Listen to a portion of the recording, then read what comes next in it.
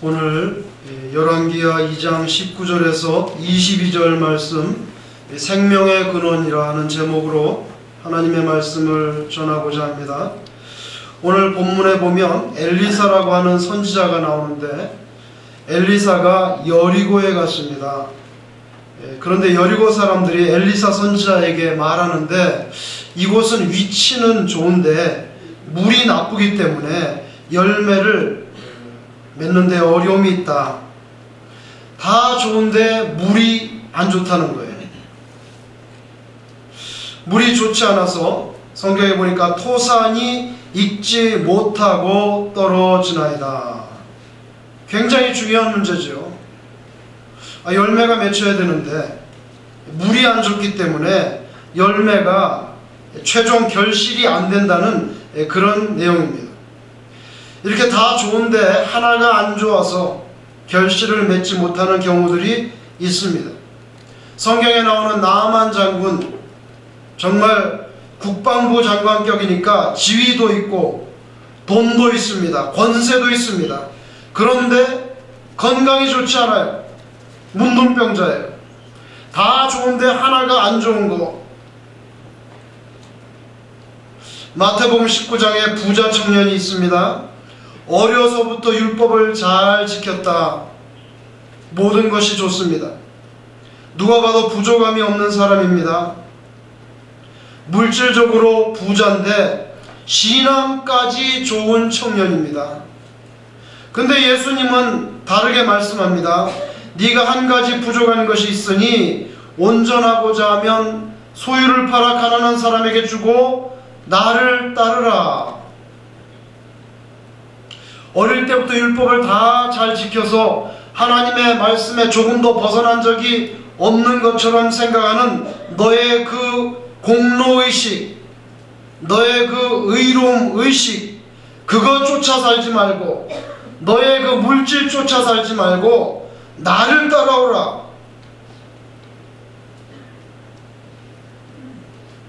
다 괜찮은데 상상해보면 그 청년은 좀 인색한 사람이었나 봐요. 그러니까 예수님께서 그런 말씀 하지 않았겠어요? 인색하지 않으면 그런 말씀 안 했을 것 같은데. 다 괜찮은데 한 가지 부족해. 다 나눠주고 나를 따르라.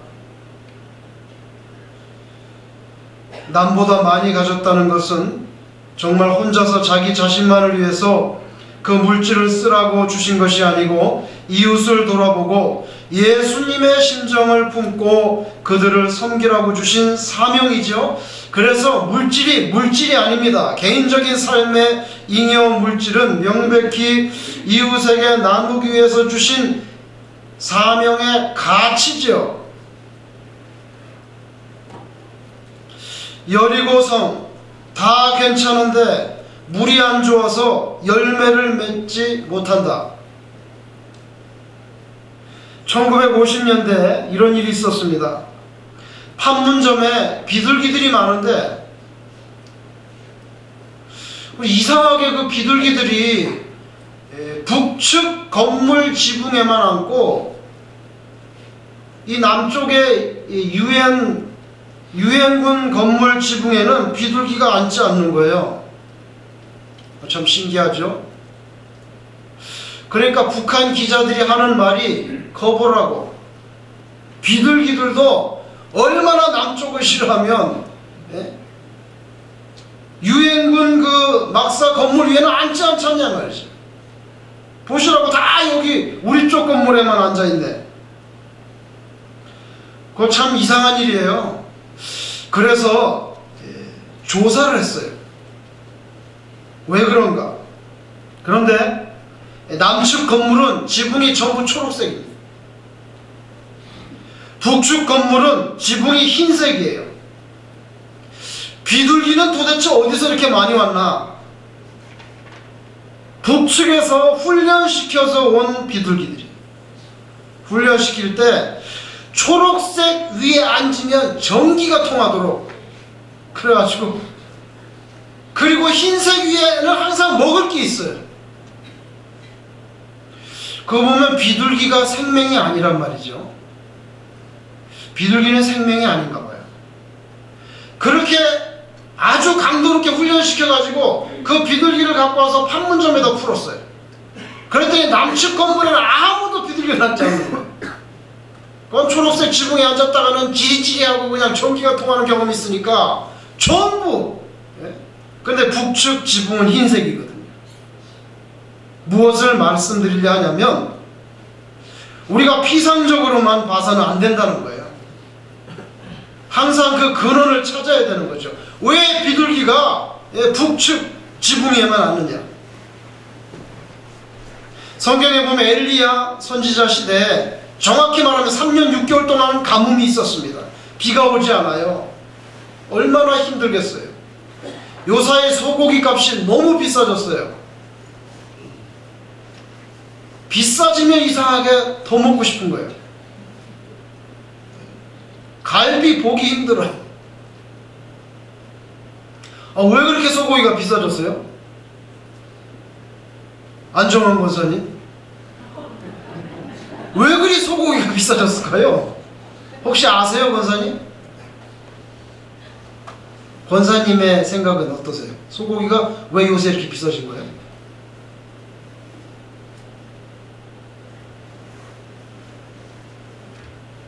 소고기가 비싸진 것은 소 생산량이 줄었기 때문입니다.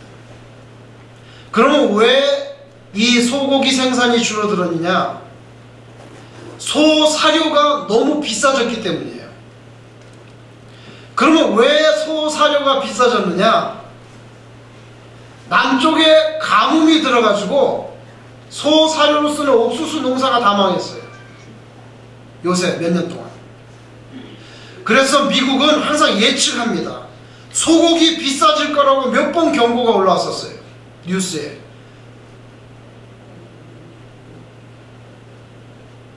그 이유가 뭐냐면 가뭄이 들어서 그래요. 가뭄이 들어가지고 소 사료로 쓰는 옥수수가 다 망했어요. 그러니까 사료값이 너무 비싸요. 사료가 비싸지니까 목축업자들이 소 개체수를 줄여버렸어요. 그러니까 소고기가 비싸진 거예요. 어제 보니까 남쪽의 가뭄이 올해는 조금 상황이 좋아질 것으로 보여요. 그러면 앞으로 2, 3년 기다리시면 다시 소고기가 좀 내려갈 겁니다. 항상 근원을 봐야 된다는 거예요. 저는 소고기가 비싸져가지고 다 코리아가 다 먹는 줄 알았어요. 왜냐하면 한국 사람들이 좋아하잖아요. 그래서 이거 전부 코리아로 가가지고 우리가 이거 피해를 받나 했더니 그게 아니더라고요. 엘리야 선지자 시대에 3년 6개월 동안 가뭄이 들었어요. 비가 안 오니까. 이스라엘 백성들이 하나님을 섬기지 않고 바알을 섬깁니다. 그래서 하나님의 노하심의 그 징계가 가뭄으로 나타난 거예요. 왜냐하면 바알 중에서 말하는 바알이 오른손에 이렇게 높이 들고 창이 있는데 이 창이 번개를 치고 번개가 비를 내려서 풍요로 하신다고 하는 그런 농경 문화의 풍요의 신이에요. 그러니까 하나님께서 아무리 바알을 섬겨봐라. 그래 바알이 번개 치고 비를 내리냐? 그럼 실컷 바알하고 섬겨봐라. 비는 없다. 그래서 바알이 가짜라는 것, 바알이 그냥 돌덩이에 불과하다는 것을 한번 절실하게 한번 느껴봐라. 그러니까 3년 6개월 동안 비가 오지 않는 이유는 바알 때문이에요. 돌멩이를 섬기고 있기 때문에. 그 근원을 알아야죠. 그걸 생각하지 않고 매일 우물만 정성스럽게 파고 샘물을 찾는데 혈안이 돼봐야 문제 해결되지 않아요. 그 문제를 해결하려면 바알을 치워버려야 돼요.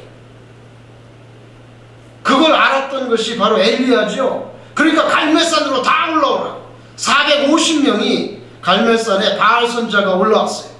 하나님 앞에서 바알, 너는 바알단을 쌓고 제사하고 나는 하나님께 제사하고.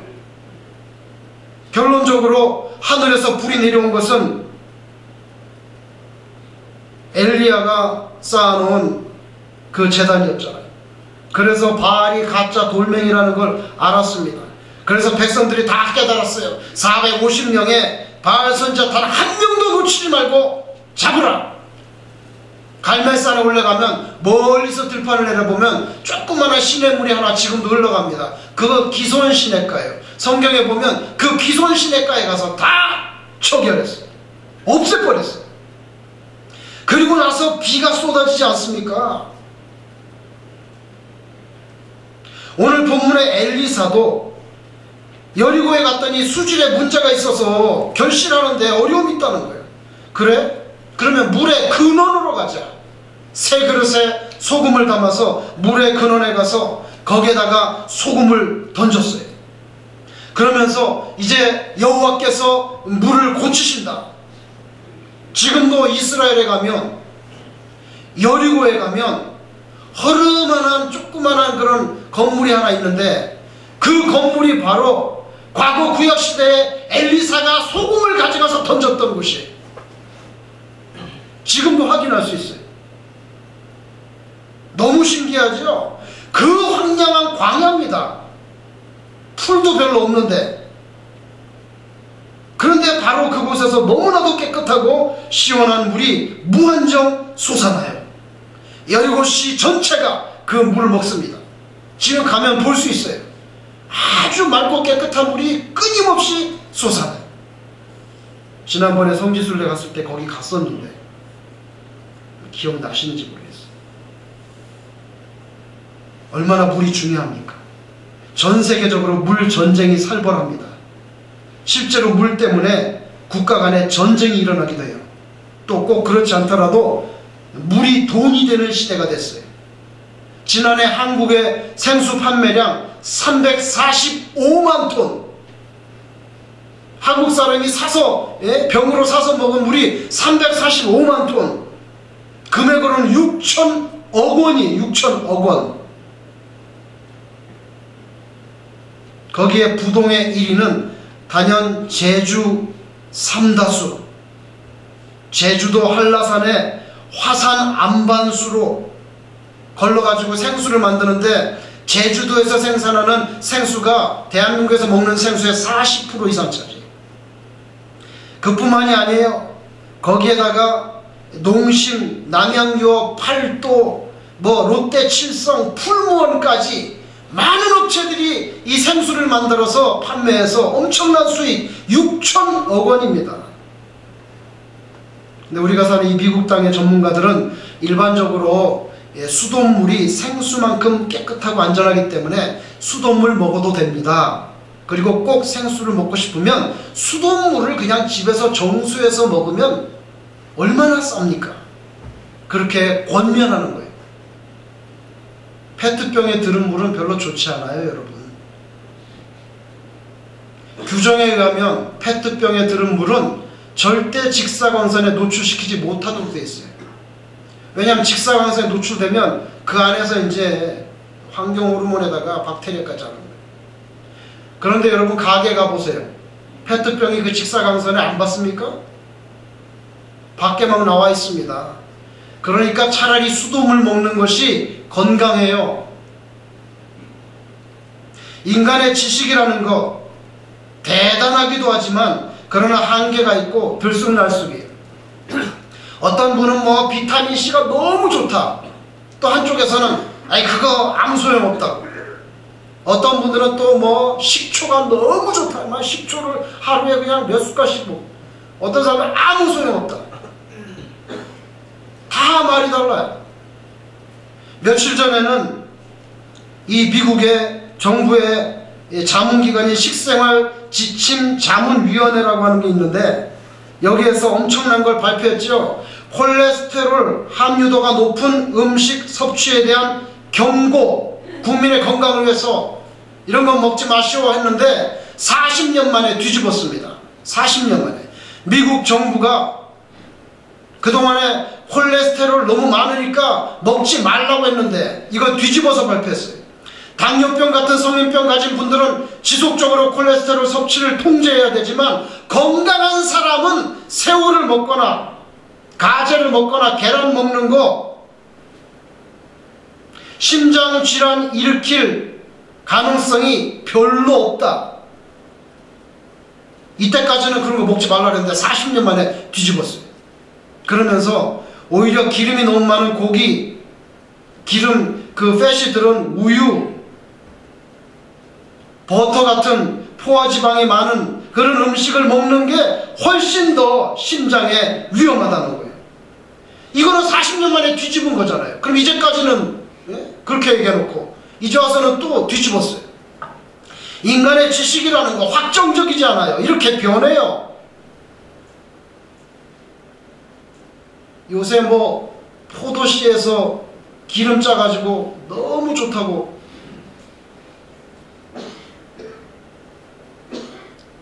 성장기에 있는 청소년들에게 포도씨유가 너무 좋대요. 그런데 일단 암이 걸린 사람에게는 포도씨유가 치명적입니다. 그러니까 보는 각도에 대해서 이렇게 다른 거예요. 인간의 지식이라는 게 이렇게 한계가 있다고요. 한쪽만 들여보면 너무너무 좋지만 반대쪽으로 들여보면 위험해.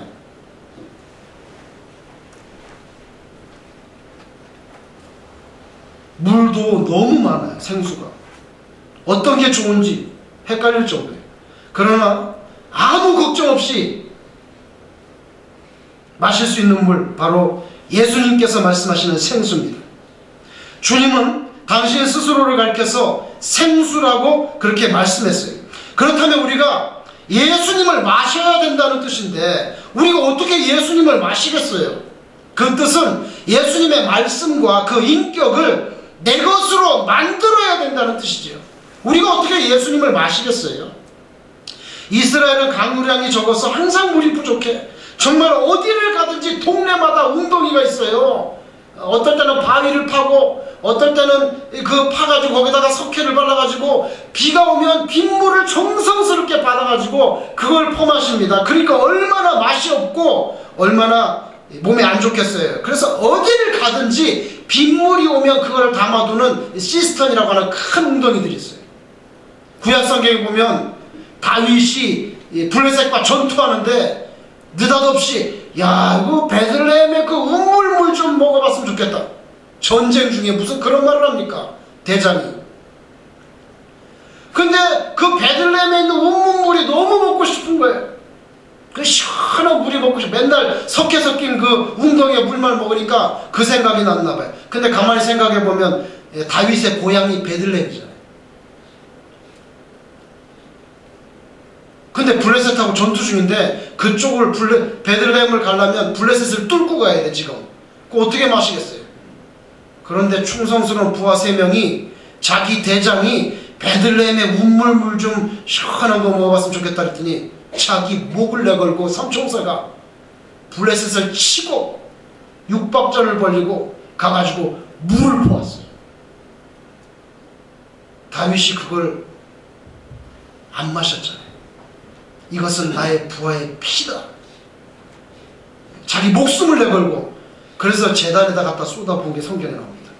그 정도로 물이 귀하고 운물과 샘물. 근데 예수님께서 나는 생수, 나는 그런 시스턴에 있는 그런 빗물 받아놓은 거 아니라는 거예요. 오늘 본문의 사건은 선지자 엘리사와 관련된 첫 번째 기적입니다. 물에 관한 기적. 오늘 본문 앞부분에 보면 자기 스승 엘리야가 불말과 불병거를 타고 회깃바람 가운데 승천해버렸어요. 올라가는데 엘리야의 겉옷이 떨어졌어요. 그 겉옷을 엘리사가 취했죠. 그리고 나서 처음으로 베푼 기적이 바로 여리고성의 이 수질이 안 좋은 물의 근원에 가서 하나님께서 그를 통해서 물을 바꿔줬어요.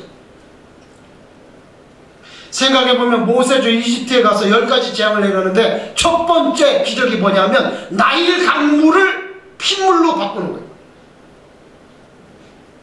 출애굽기 7장 14절 거기 보면 나일 강물을 핏물로 바꿨어요. 이집트의 젖줄인데 그 생명과도 같은 물의 근원을 핏물로 바꿔보니까 강물이 핏물처럼 돼서 그 안에 물고기들이 죽어서 둥둥 떠오르고 썩는 악취가. 오늘 엘리사도 첫 번 기적이 물에 관한 기적이에요. 우리 사람에게 생명과도 같은 물. 우리 학교 다닐 때, 중학교 때 사회책에 딱 펼치면 아리스토텔레스는 말하기를 인간은 사회적인 동물이다. 그러나 성경은 인간을 목마름의 존재라고 파악합니다. 하나님 우리에게 너희 목마른 자들아 이렇게 부르십니다. 예수님께서 사마리아 우물가에서 물 길러 온 여인에게 요한복음 4장 14절에 내가 주는 물을 마시는 자는 영원히 목마르지 아니하리니 내가 주는 물은 그 속에서 영생하도록 솟아나는 샘물이 되리라. 주님은 우리 인생들의 갈증을 알고 계시는 거죠. 나에게 오라는 거예요. 성경에 기록된 시편도 읽어보면 대부분 다 사실은 말만 다르지 그 내용은 하나님을 향한 목마름의 노래예요. 예를 들면 시편 42편 1절에 하나님이여 사슴이 신의 물을 찾기에 갈급한 같이 내 영혼이 주를 찾기에 갈급하나이다. 요한계시록에서 말씀하는 새하늘과 새 땅, 이거 뭡니까? 하나님의 절대적인 주권이 개입하기를 간절히 바라는 새하늘과 새 땅, 하나님께 대한 목마름의 부르짖음이에요.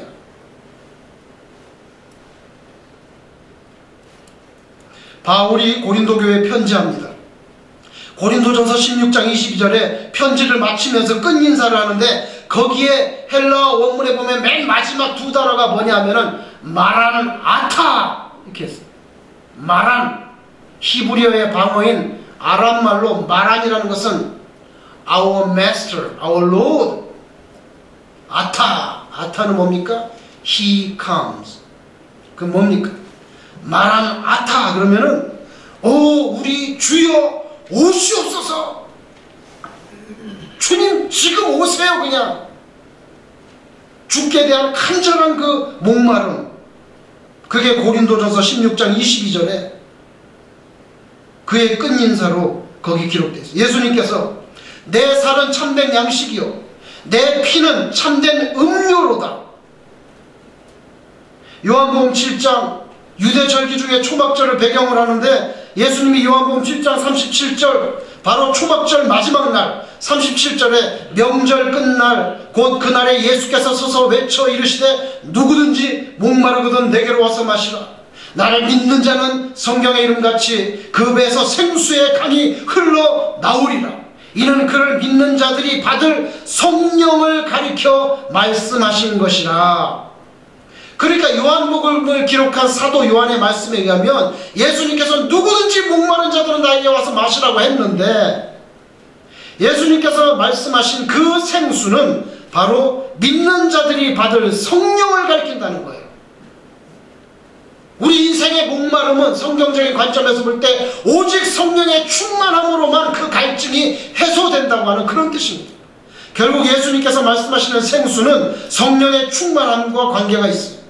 예수님이 주시는 생수가 성령의 충만함을 뜻하고 요한복음 14장 26절에서 하신 말씀 보혜사 곧 아버지께서 내 이름으로 보내실 성령 그가 너희에게 모든 것을 가르치고 내가 너희에게 말한 모든 것을 생각나게 하리라.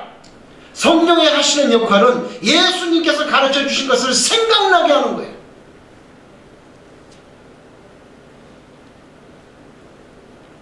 그렇다면 예수님께서 말씀하시는 생수라는 것은 생수는 믿는 자들이 받을 성령을 뜻하는데 성령이 하시는 일은 예수님이 가르쳐준 걸 다 생각나게 하고 깨닫게 하는 역할을 한다는 거예요.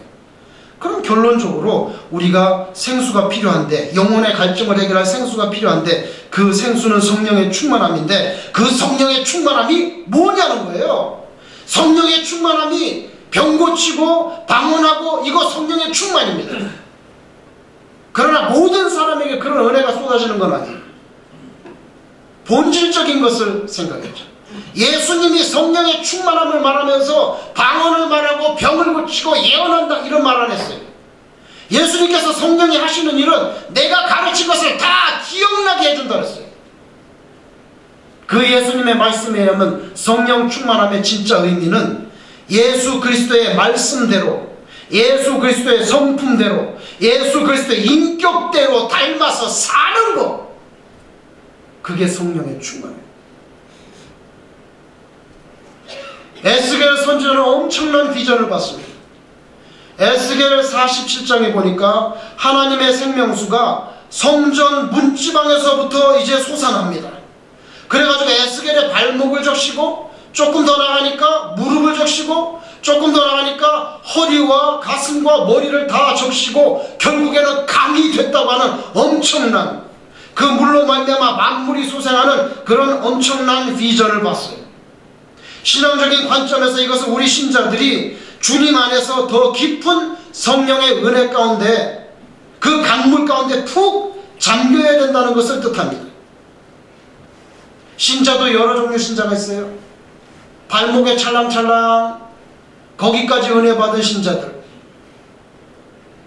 발목이 잠겨서 조금 은혜를 받았지만 자기가 원하거나 아니면 수틀리거나 하면은 언제든지 바깥 세상으로 나가버리는 사람들, 그거보다 좀 더 은혜에 잠긴 분들, 무릎까지 잠긴 분들은 무릎 꿇고 기도합니다. 더 큰 은총과 축복을 체험합니다. 그러나 아직 허리까지 올라오지 않았어요. 무릎 꿇고 기도는 하는데 허리에 힘을 주면서 봉사하지 않아요. 남을 섬기지 않아요. 열심히 자기 혼자 무릎 꿇고 경건하고, 그리고 찬바람 쉥 나게 집으로 돌아갑니다. 다른 사람을 사랑할 그런 여유가 없어요. 생수가 허리까지 찬 분들 무릎 꿇고 기도할 뿐만 아니라 힘을 줘서 허리를 굽이고 땀을 쏟아서 주를 섬기죠. 눈에 보이지 않는 주를 섬길 길이 없으니 성도를 섬깁니다. 점점 더 나가면 가슴까지 은혜가 찬 분들 기도도 하고 봉사도 하고 찬송도 하고, 가슴이 뜨거워요. 그러나 아직 완전히 잠기지 않았어요.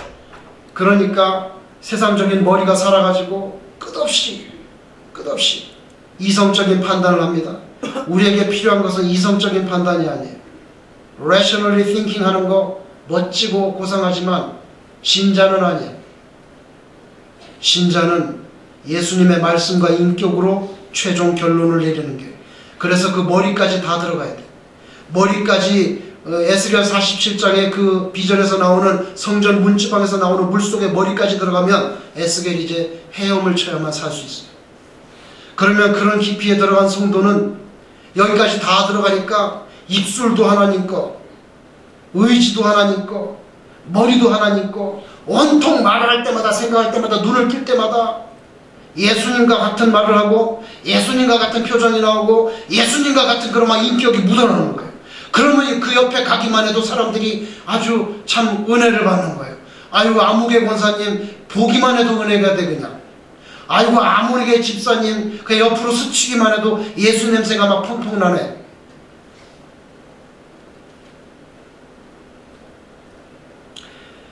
에스겔 47장 9절에 바다로까지 그 물이 막 흘러들어가서 바닷물이 되살아난다 그랬어요. 이 강물이 이르는 곳마다 모든 생물이 살게 됩니다. 이것은 교회와 성도들에게 주신 예수님의 생수, 그 은혜의 강물이 죽어가는 영혼들, 썩어가는 세상 속으로까지 들어가야 된다는 그런 사명을 일깨우는 거죠. 나 홀로 그냥 샘물 마시듯이 마시고 나 홀로 은혜 받고 그냥 나 혼자 무릎 꿇고 기도하고 그냥 싹 집으로 돌아가는 거. 그래서 옷을 갈아입을 때는 신앙의 옷도 잠깐 벗어버리고 한 일주일 있다가 그 다음에 또 주일 되면 또 신앙의 옷을 입고, 그 정도가 아니라 우리 머리 끝까지 성전 문지방에서 나오는 그 생수에 잠겨서 그것이 바다로까지, 즉 죽어가는 영혼들과 썩어가는 세상으로까지 거기까지 들어가야 된다는 거죠. 그래서 에스겔 47장에는 바닷물에 있는 모든 것이 살아난다고 그랬어요. 성전에서 나오는, 문지방에서 나오는 물, 만약에 예루살렘 성전에서 그런 생수가 나왔다면 그것이 바다로 들어가서 죽은 것을 다 살린다 그랬는데 아마 그럼 그것은 사해가 아닐까요? 사해.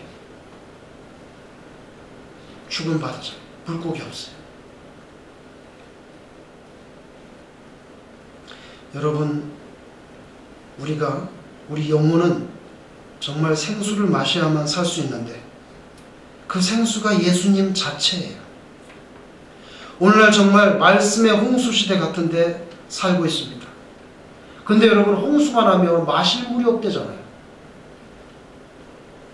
아모스 8장 11절, 주 여호와의 말씀이니라. 보라, 날이 이를지라 내가 기근을 땅에 보내리니 양식이 없어 주림이 아니며 물이 없어 가람이 아니요 여호와의 말씀을 듣지 못한 기갈이라. 여호와의 말씀, 하나님의 말씀이 없어서 가라다는 거예요. 예수님은 누굽니까? 그 하나님의 말씀이 육신이 되어 오신 분이에요. 그리고 우리 믿는 신자들에게는 예수님의 말씀과 인격이 유일한 생수가 되는 줄로 믿습니다. 예수님만이 우리의 목자예요.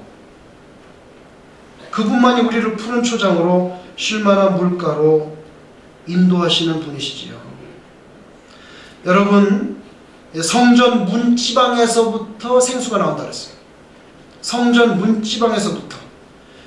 그 성전의, 그 교회의 주인, 그 성전, 그 교회의 머리는 바로 예수님입니다.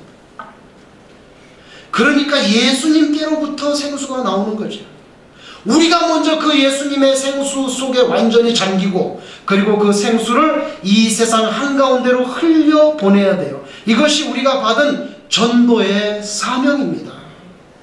생수를 마시고 우리가 새로워집니다. 부활하신 주님의 참 생명을 우리도 소유하게 되는 겁니다. 그 생수를 우리 주변에 있는 다른 이들에게까지 부지런히 퍼 나를 수 있기를 주님 이름으로 축원합니다.